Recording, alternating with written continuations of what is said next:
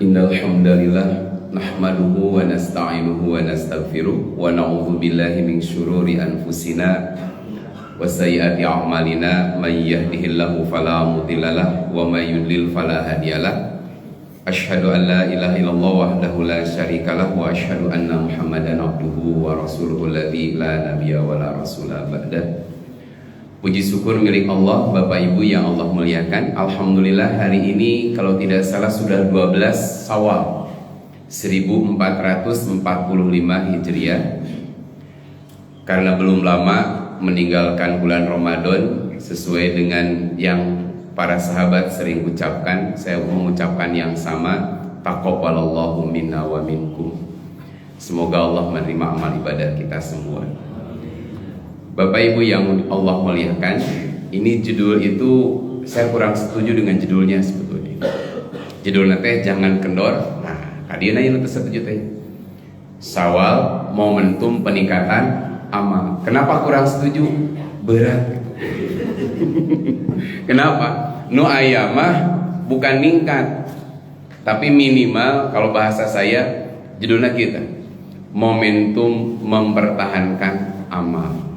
Eta mah lebih pas. Da Ustad oge tara ningkat beres Ramadan. Saya kasih contoh, Bu. Ibu ada yang hari kemarin sudah 2 juz baca Al-Quran?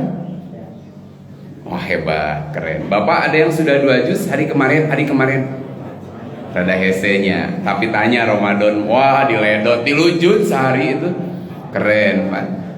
Sedekah di sini coba kencleng sampai per Syawal 12 Syawal meningkat atau menurun? Tuh kan kencleng we nurun, Bu. Jamaah masjid sholat isya makin bertambah banyak atau makin maju ke arah depan? Tuh makin maju. Makanya Ramadan itu ibarat seseorang mau membangun satu taman lah kalau saya. Untuk membangun taman yang indah butuh perencanaan, butuh desain yang bagus, butuh dana, dan jangan lupa butuh orang yang bisa bekerja dengan baik. Dana sudah ada, perencanaannya bagus, desainnya bagus. Kalau eksekutornya, para pekerjanya nggak bagus tetap. Ibu kalau main ke rumah saya itu rata-rata malpraktek. Nah, Bu, tembok miring, tangga tidak presisi lah, tepararugu, nu ieu sakieu gitu. Karena sejak membangun pun, 1, perencanaannya nggak matang. 2, desain rumah saya itu minimalis modalis. Modal, jadi susah tuh. Yang ketiga, eksekutornya nggak bagus pula. Timimiti awal, Pak, Bu, jadi nggak nembok. Saya nanya, Mang, eta mah miring tembokan teh. Apa jawabannya? Alah engke ku acian cenah ku plesteran bakal lempeng. Gitu kan eta. Ternyata geus jadi asli miring mah. Miring udah enggak enak. Tangga Kang nah kieu tangga teh mun Kang kemah kieu cenah. Ieu lepat yo. Henteu abi mah pengalaman der teh dua kali saya ngabongkar tangga. Luar biasa katina mah keun madinya we. Akhirnya jadinya seperti apa? Enggak bagus. Maka untuk membangun taman yang bagus, selain modal yang kuat, perencanaan yang bagus, desain yang bagus, jangan lupain eksekutornya ya, harus ahli. Nah, setelah 30 hari nih membangun taman itu, launching biasanya, diresmikan, tamannya bagus. Ketingali berbunga, bunga teh warna-warni, orang masuk tuh indah, seger, enak, mencuci mata teh enak lah adanya. Tempat duduknya nyaman, bersih, bunga-bunganya indah. Nah, membangun itu berat. Tadi saya katakan butuh beberapa unsur. Tapi yang terberat, bagaimana mempertahankan bangunan itu. Tingali Bareto, Bu, ari teh kabupaten apa kota Madia? Oh, berarti saya keluar kota ya. Zamannya Kang Emil, waktu jadi wali kota, keren kan? Nggak banyak bangun masjid. Kalau kemarin kan waktu jadi gubernur mah nggak bangun masjidnya Al Jabar gitu. Kalau dulu banyak membangun taman. Karena masjid udah banyak, taman. Karena katanya konsepnya supaya orang tuh bahagia. Bikin taman. Indah, kagum, bagus. Nah, kalau kemarin bikin Al-Jabar, indah, bagus. Alhamdulillah saya belum tertarik untuk datang sampai sekarang. Dauh nongondang moal.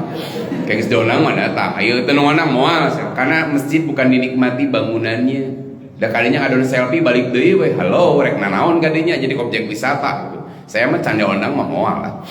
Kayak sedondang mah bade. Teu mah moal ngahajakeun.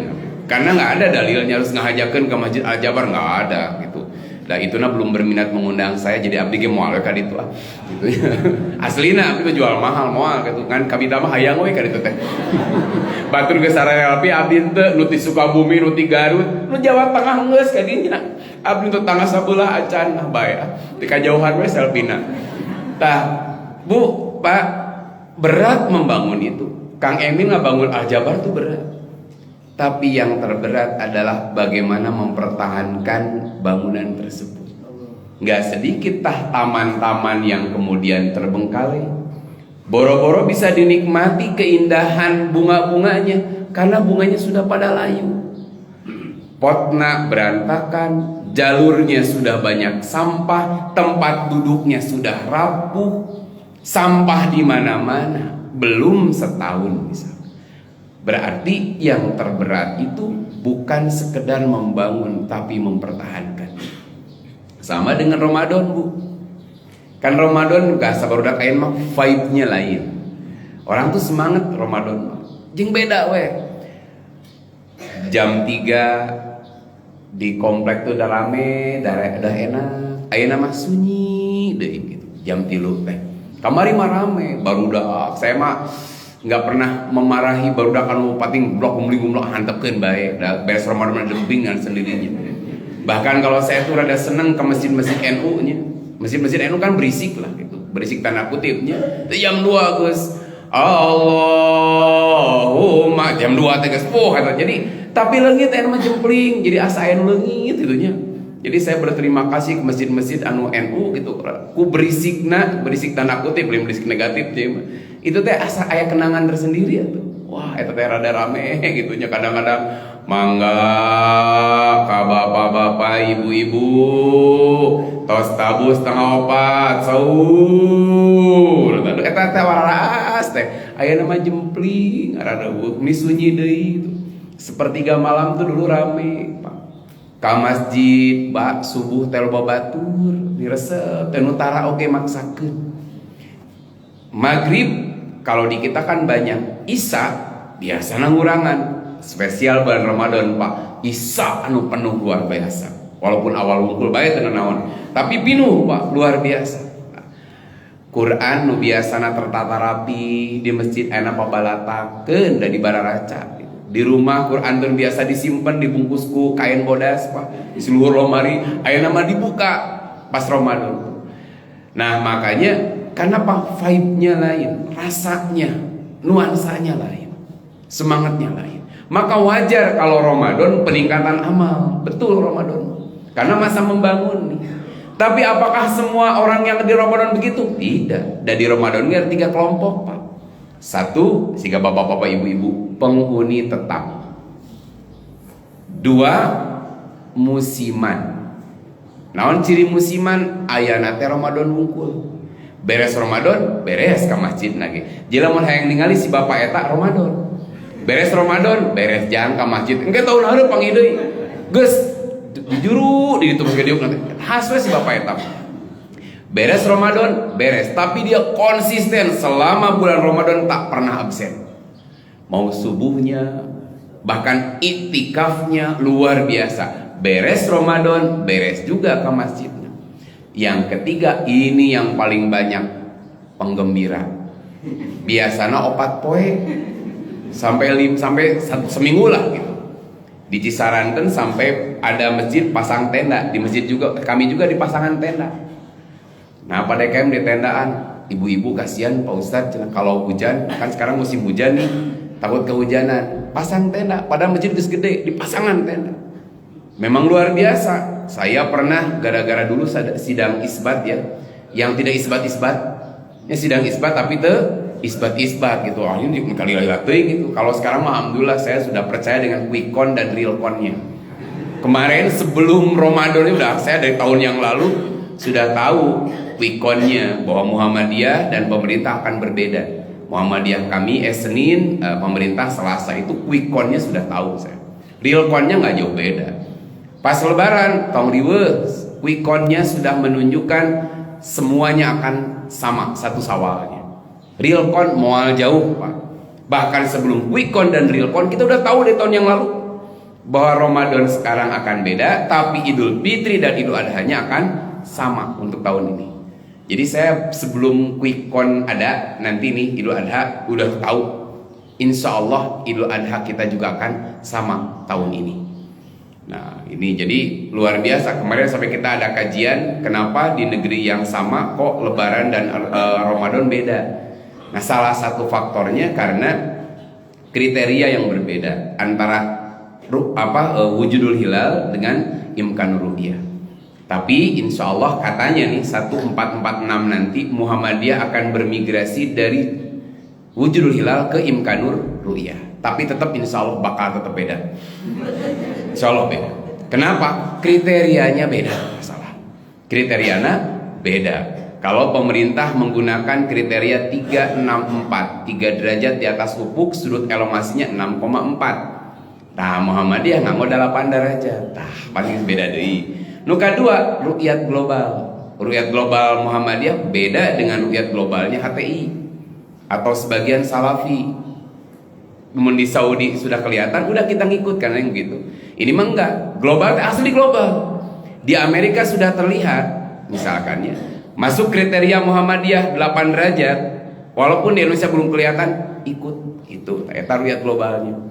Nah ini baru kabar dari tim Dewan Hisab Ru'yat, wallahu alam nanti asli atau tidak gitu kan. Luar biasa. Makanya kemarin hikmahnya di Indonesia ini malam tuh ganjil terus 10 hari terakhir ganjil terus. Jadi ada ganjil versi Muhammadiyah, ada ganjil versi pemerintah. Keren. 27 ke 2 kali sigana Lailatul Qadar ke turunnya 2 kali.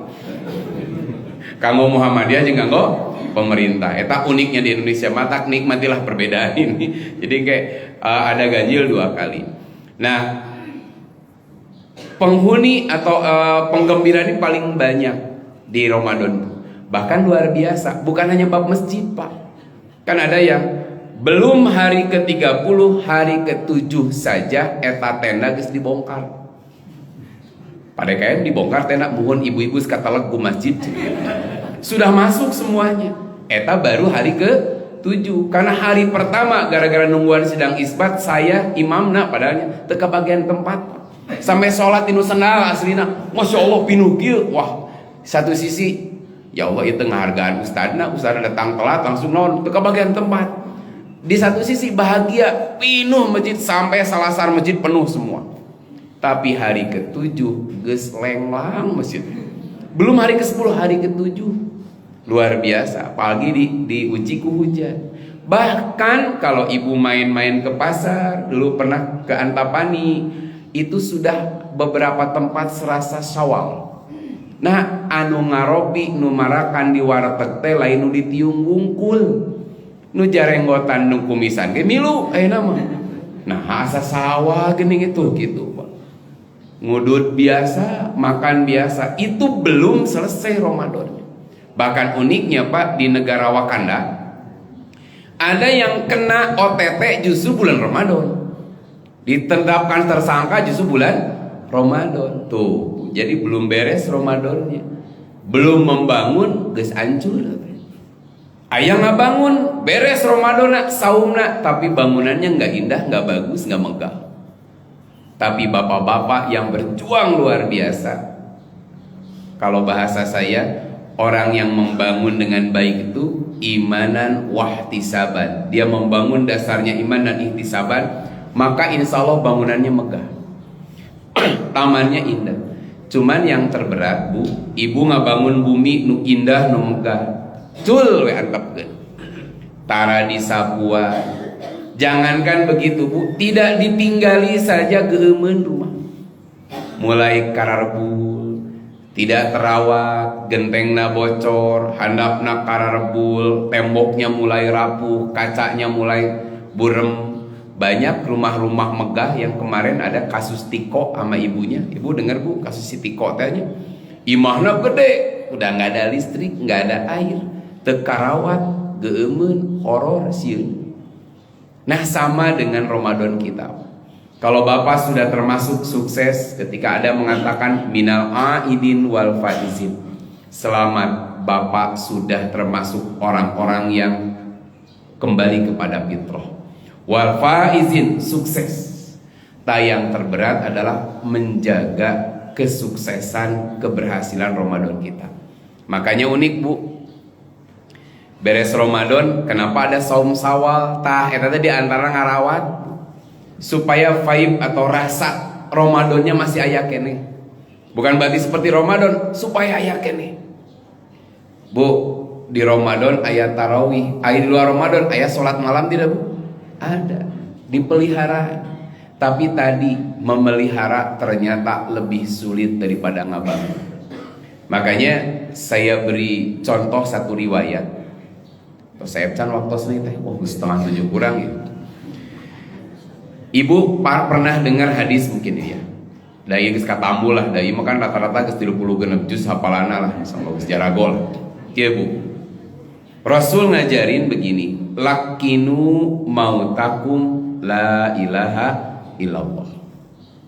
Lakona yulakinu talkin, artinya mengajarkan supaya orang itu bisa mengucapkan yang sama. Unik, ajarkan orang yang tengah menghadapi sakaratul maut itu la ilaha illallah. Eta teh kajalmi nu kumaha Bu? Nu ahli ibadah, nu tah ahli ibadah? Atau semuanya? Kumamun kiai sedang sakaratul maut, kedah dibisikan ke telinganya la ilaha illallah. Kedah tuh Pak? Pak MC ke sakaratul maut.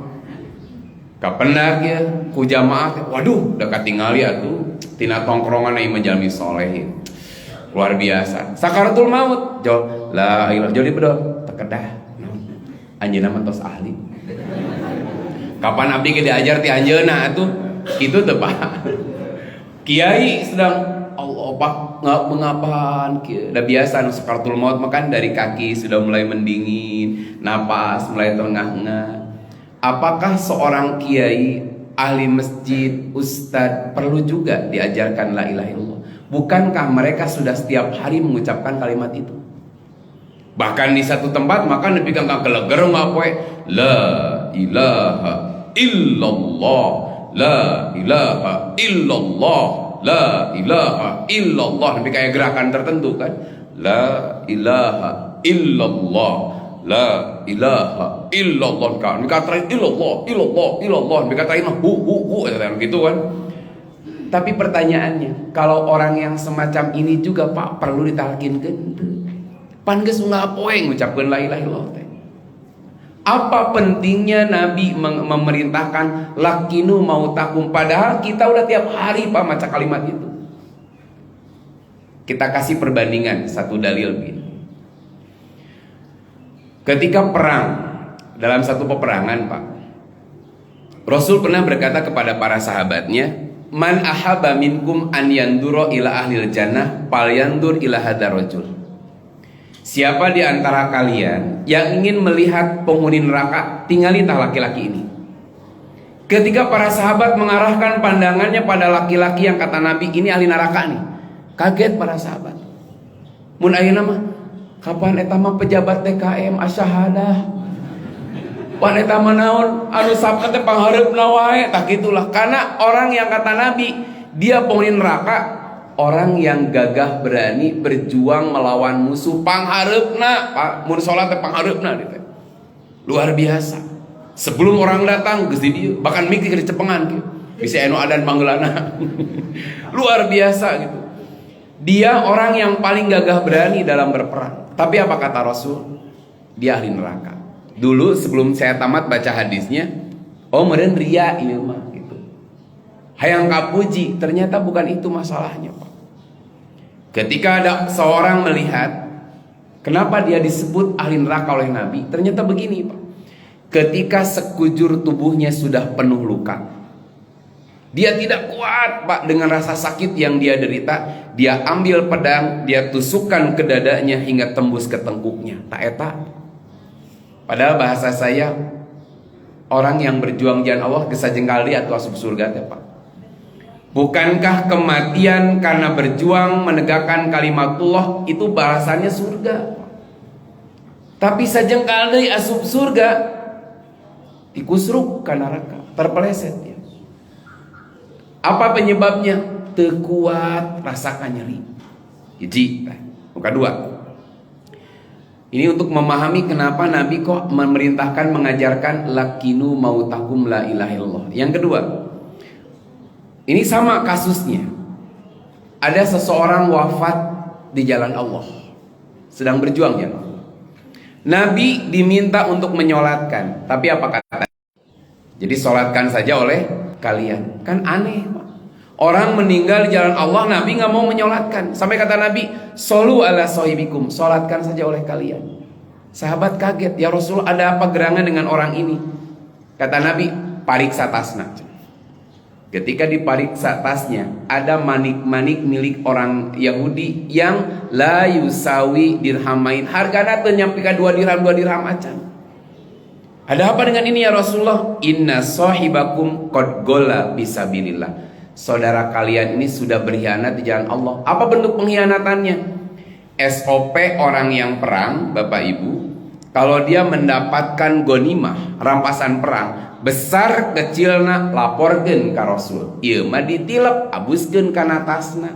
Meureun pikirna teu pira ngan 2 dirham, nu kieu mah moal kapariksa meureun, lumayan yang oleh-oleh kanggo pun bojo, tak kitu sigana mah Bu lelepkeun tak kitu.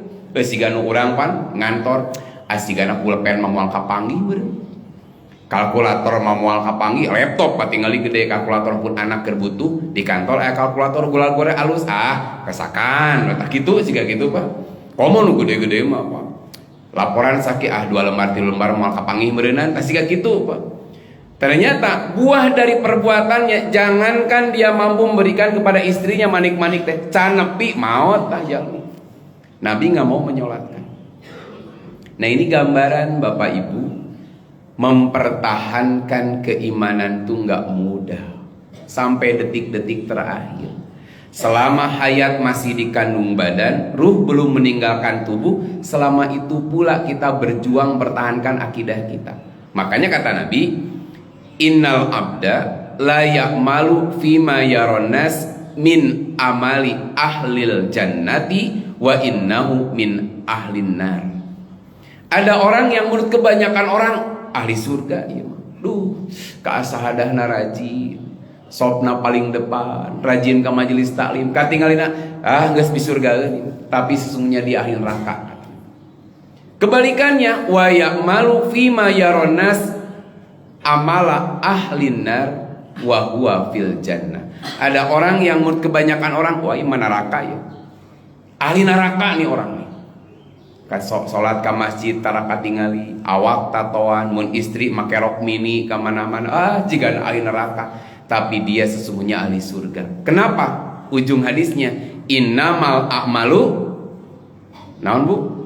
Tah eta urang mah apalna hiji we, tapi niat lain nih mah Bu. Innamal a'malu bi khawatimiha. Allah eta berat. Amal itu dilihat ujungnya. Cantang tuh bapak-bapak, ibu-ibu nuker ayeuna katingali soleh jeung solehah, yakin gak mati dalam keadaan soleh? Belum tentu. Aya ustad nu murtad teh Bu? Aya. Tah anu kamari rame ngahina Islam ustad teh, tapi murtad. Nu Saipudin teh murtad. Dulu ada seorang artis memerankan tokoh muslim luar biasa di Indonesia itu Kiai Haji Ahmad Dahlan, murtad tahu ke? Kan aya. Apalagi saukur anak pejabat muka tiung mah teu biasa tah. Karena ya anak mantan pejabat gitu, nu muka tiung bukna dibeureman gitu, caper biasa nama. Gitu. Kita ya Allah Ustaz meuni kitu pan baheula teh ditiung. Ya, tong borong ditiung. Dulu ada seorang artis jadi brand ambasadornya busana muslim. Ayeuna dibuka tiungna. Kadang karena perceraian. Bahkan dulu jogeter, non joget, tukang joget apa? Ini jogeter, dancer. Ayo mah jogeter lain. Dancer da ieu mah jogeter dan pernah rame lah viral baheula joget si eta kemana-mana joget we gitu sampai ka dikompetisikan jogetna tuh. Anu buka sitik non berarti lah gitulah eta. Rame kan? Beliau hijrah. Ngukut jenggot, celana cingkrang, kan gitunya ukuran hijrah ayeuna mah lamun geus jenggotan celana cingkrang hijrah. Pakai gamis, ngisi kajian, jadi bintang tamu, luar biasa keren. Tapi nggak begitu, setan nggak suka orang melakukan kebaikan. Maka jangan mencibir, kuning gitu, setan jelema baheula hijrah nah kitu deui. Wajar, kenapa? Selama hayat masih dikandung badan, selama itu pula setan akan mencoba menggelincirkan manusia. Contohnya, geus alus Pak, sejuk ningali beliau teh ngisi kajian juga kajian sunnah, kurang kumaha tuh. Berjenggot, celana cingkrang, kemana-mana make kopiah, keren. Tapi ternyata Pak joget deui. Sempet di tag ku BNN teh. Ya hati-hati selama hampir seharian si eta joget wae mengkonsumsi ekstasi dan yang lainnya Pak. Demi dia menyambung hidup, joget deui. Kenapa? Ini gambaran betapa susahnya memelihara istiqomah itu susah. Nah makanya penting kita bahas hari ini kumaha sih supaya kita tetap istiqomah pasca Ramadan ini. Ngabangun berat tapi mempertahankan lebih susah. Dulu tahun 2014, 2015 gelombang hijrah keren lah. Nepi ka aya pemuda hijrah. Ustad hijrah we aya nama kamarnya geus. Bakal lamun disebut ustad hijrah make kupluk tah kitu lah, teu make kopiah. Pokona teh mun make kupluk ustad hijrah gitu. Berarti hijrah tina kopiah kana kupluk meureun gitu. Jadi ini kayak ustad hijrah, aya warung hijrah, kabeh jero teh hijrah, kabeh umroh hijrah we aya. Saking ku trennya saat itu. Karena saya juga di bagian itu gitunya. Nah, alhamdulillah jadi itu luar biasa. Bukan negatif saya lah keren gitu ini gerakan. Tapi yang berat tuh istiqomah pasca hijrah. Betapa banyak teman-teman dulu luar biasa Bu. Cinta nak ke pengajian. Sampai bela-belain dia masuk jam 9 malam masuk kerja nyempetkeun ngaji heula. Bae telat oke, telat 15 menit teh naon. Ngaji dulu. Luar biasa. 2 tahun ikut konsisten. Kamu ngaji? Ya Ustaz, nyempetkeun abdi mah. Bagaimanapun da imah urusan akhirat dunia mah bakal nuturkeun. Wah, keren kan? Hari tamah gitu. Nah, 2 tahun leungit tah hilang. Pleng we tara pendak. Ketemu lagi. Antum asal pernah papangide nama di kajian ka mana? Nyata saya teh ayeuna mah sesah waktosna tah. Kumaha gitu? Full abdi mendamel naon? Abdi janten manajer ayeuna mah jadi abot ayeuna mah tanggung jawabna tuh taekeun jabatan eureun ngajina tah kitu. Waktu zaman jadi prajurit keneh Bu, polisi rajin. Wah, waktu adzan parkirkeun mobil, asup ke masjid salat 5 waktu. Taekeun jadi kapolsek. Jadi kapolres, komo kapolda mah geus ada hese ka masjid teh. Jarang Pak, jarang bukan enggak ada, jarang. Kapolda, kapolsek, kapolres anu konsisten salat 5 waktu di masjid ikut kajian tuh jarang. Bukan enggak ada, jarang. Gitu Pak. Nah, lamun prajurit mah loba apa prajurit mah. Tapi mun naik jabatan setik susah. Pak Jokowi sok kiring kajian taranya. Oh, waktu hese. Itu loh kayak Kang Jenny geus jadi kepala rumah sakit masih gana meureun kita mau buat teuingnya rajin ayeuna we can naik geus naik mah wah jadi direktur utama kan sibuk ayeuna mah abdi teh Pak wingi wange nama susah untuk konsisten menjaga sholat 5 waktu di masjid aja susah tadi sekarang tuh udah gimana itu tanggung jawab. Nah itu ujian istiqomah tuh berat. Belum menikah luar biasa keren gitu geus nikah leungit. Banyak Bu dulu pemuda hijrah rame tak nikah paleset leungit. Jadi nikah nate apa ngajina teh tolabul eceng. Nya mencari cinta didapat ngajinya juga hilang beres tamat ngajina ge. Cinta didapat ngaji pun tamat. Sampai saya pernah pas di kajian di TSM lah ada seorang ibu muda nanya tuh Ustaz, saya tuh dibuat seperti ini oleh suami saya.